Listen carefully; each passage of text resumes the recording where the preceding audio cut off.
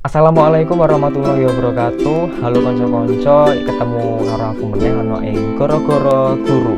Mbocotake video sing wis tak andharke ana ing video sadurunge iki, aku kepengin ngrembug babagan aksara Jawa. Dadi, tak jaluk konco-konco bisa nyemak video iki saka wiwitan tekane pungkasan.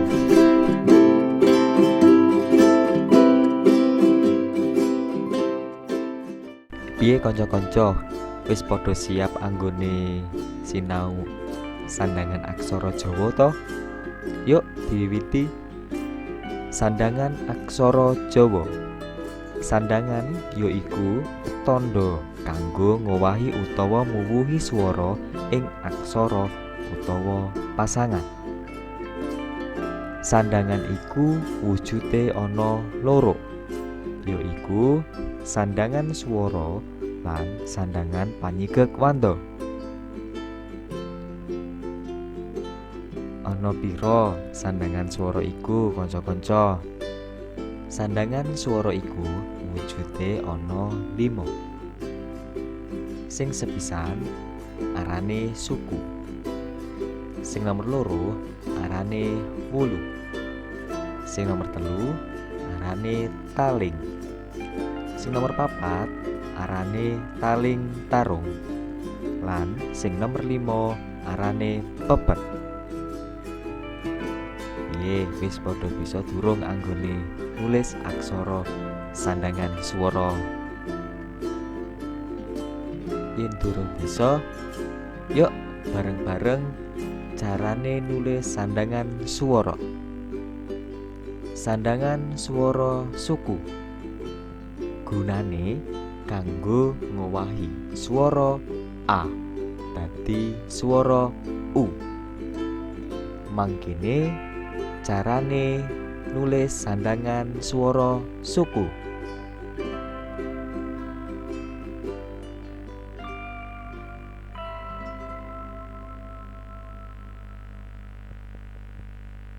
Banjur, piye carane nulis sandangan swara suku? Tak wenehi tulodo. Sepisan tuku buku. 2 cupu watu lan kaping 3 guru lagu. Kanggo arep nulis tuku buku sing dibutuhake yaiku aksara legena. To,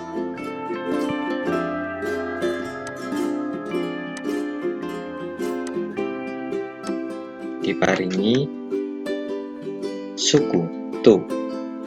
Banjur ko diparingi suku tuku. Banjur bo diparingi suku bu lan ko diparing suku buku. Cupu watu gumangkono carane nulis. Cupu watu. Banjur guru lagu. Mangkono iku mau carane nulis sandangan suku. Banjur sandangan salanjute yaiku sandangan wulu. Sandangan wulu digunakake kanggo ngowahi huruf A utawa swara A dadi swara I. Mangkene carane nulis sandangan wulu.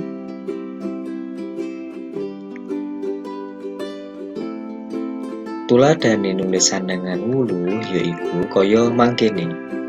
Tak wenehi tulodo dadi giri. Kari siji lan tani pari. Kanggo nulis dadi giri, kari siji lan tani pari dadi aksara Jawa nggunakake aksara legena lan aksara sandangan. Dadi sing dibutuhake yaiku aksara da. Da. Banjur di yaitu aksara da diwenehi wulu. Ti. Banjur go diwenehi wulu dadi gi. Lan ro diwenehi wulu dadi ri. Dadi giri. Kanggo nulis kari siji uga carane padha. Kari siji lan Lantani Pari. Wujud sandangan swara bacute yaiku sandangan taling. Sandangan taling digunakake kanggo ngowahi swara A dadi swara E. Kaya mangkene carane nulis sandangan taling.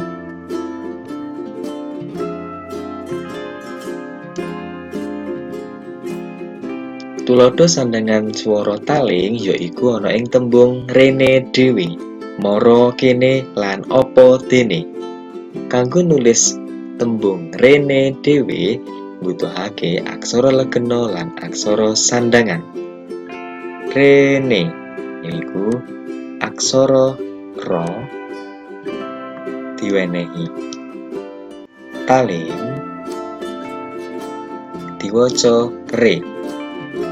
Jur aksara ra diwenehi taling dadi ne, rene. Do diwenehi taling dadi d, lan wo diwenehi taling dadi w, rene dhewe. Cara nulis mara kene uga padha karo nulis rene dhewe. Mara kene lan apa dene. Kaya mangkono iki mau carane nulis sandangan taling. Dipacutake kanggo nulis sandangan swara taling tarung.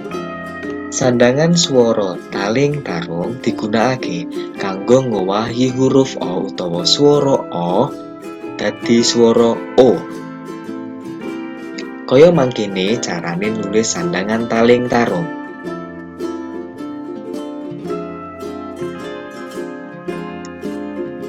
Banjur tuladhane sandangan taling tarung yaiku ana ing tembung coro loro, nata kado, lan toko soto.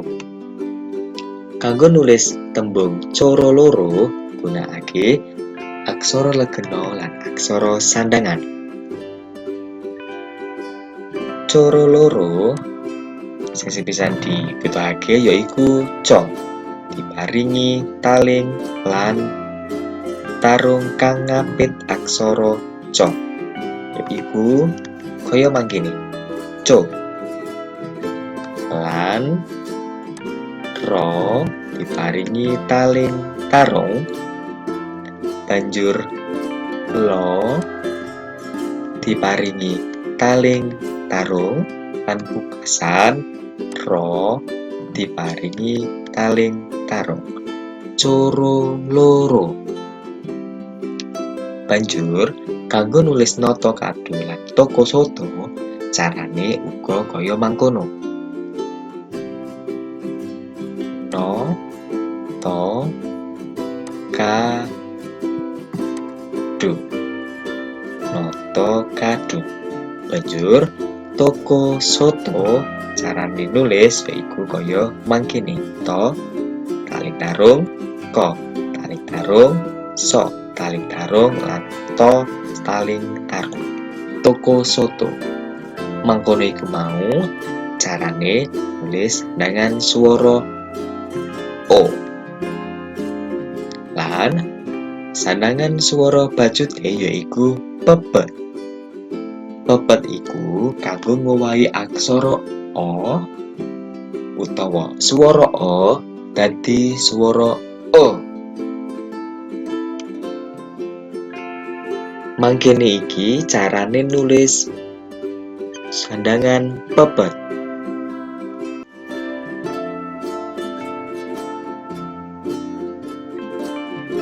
Banjur piye tuladhane sandangan swara pepet? Sandangan swara pepet ana ing tembung sega pero lan gedhe rasa. Kanggo nulis sega pero, kena nedha lan gedhe rasa dibutuhake aksara legena lan sandangan. Kanggo nulis sega pero butuhake aksara legena sa diwenehi pepet se go po diwenehi pepet lan ro sega pero. Banjur kanggo nulis kena nedha lan gedhe rasa ana ing tembung-tembung dadi aksara Jawa uga padha carane. Ke no ne do kena nedha. Banjur ge de ro so. Ana ing tembung gedhe rasa iki kurang aksara taling.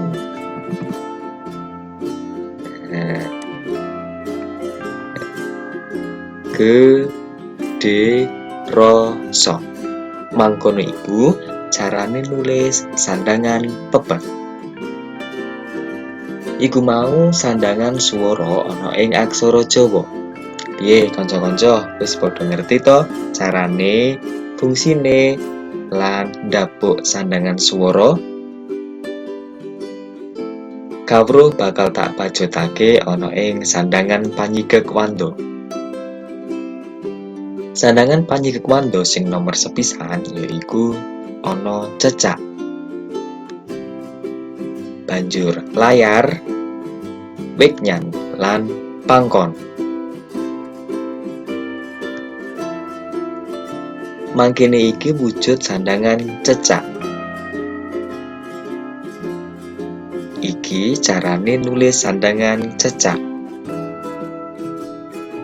Sandangan cecak digunakake kanggo swara eng. Tuladhane ana ing tembung kacang abang. Nalika arep nulis tembung kacang abang, dhewe kudu nulis sing sepisan ko, banjur co diwenehi aksara sandangan panyigek wanda eng kacang. Banjur a lan b diparingi sandangan cecak kacang abang. Sandangan panyigek wanda sing nomor loro yaiku layar. Layar digunakake kanggo huruf R. Mangkene iki carane nulis layar.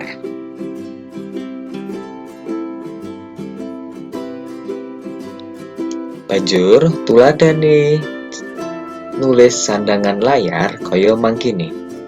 Ana ing tembung ana pasar. Kanggo nulis ana pasar, awake dhewe mbutuhake aksara legena, aksara sandangan swara lan aksara sandangan panyigek wanda. Sing sepisan yaiku o. Banjur no, ono.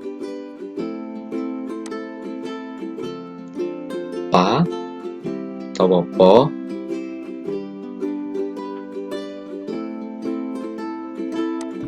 So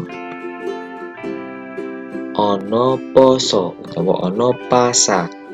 Supaya ana huruf R ing mburi diwenehi layar. Diwaca ana pasar. Banjur dipacutake sandangan panyigek wanda sing nomor 3 yaiku wignan. Wignan digunakake kanggo nulis swara H. Kaya mangkene carane nulis wignan.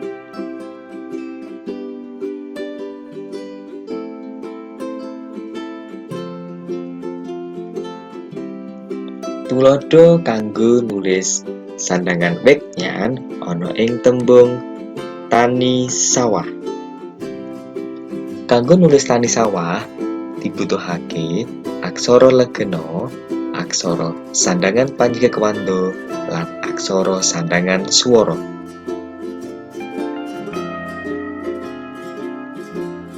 Sepisan ta.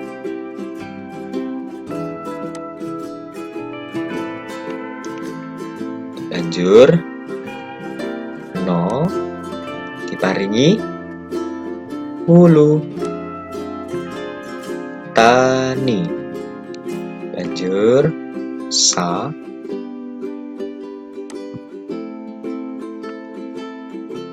Banjur aksara wa. Sawa. Iki macane tani sawa. Supaya ana huruf H ana ing mburi diparingi wignan. Tani sawah. Mangkono iki mau carane nulis sandhangan wignan. Banjur sandhangan panjikewanda sing paling pungkasan yaiku sandhangan pangkon. Sandhangan pangkon kanggo nulis sakliyane huruf H, eng, lan R. Mangkene iki carane nulis sandhangan paten.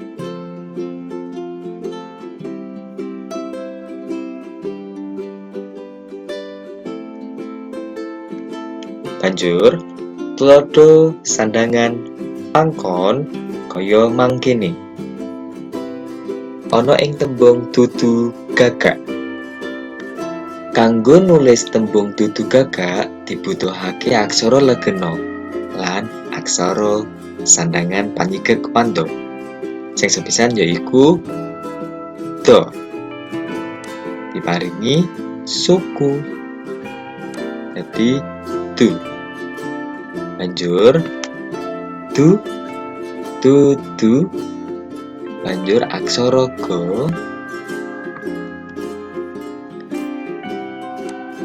Ga malih dudu gagak. Banjur aksara ko ditulis dhisik. Nah, iki macane dudu gagak ko. Ko iki supaya bisa mati diparingi sandhangan pangkon. Dudu gagak. Nah, mangkono iku mau carane nulis sandhangan pangkon. Nah, kanca-kanca, awake dhewe wis sinau bab aksara legena, aksara pasangan, aksara sandhangan swara, lan aksara sandhangan panjikewanda. Dadi kanca-kanca iku mau sandhangan swara wis padha ngerti durung sandhangan swara? Gunane wis padha ngerti apa durung?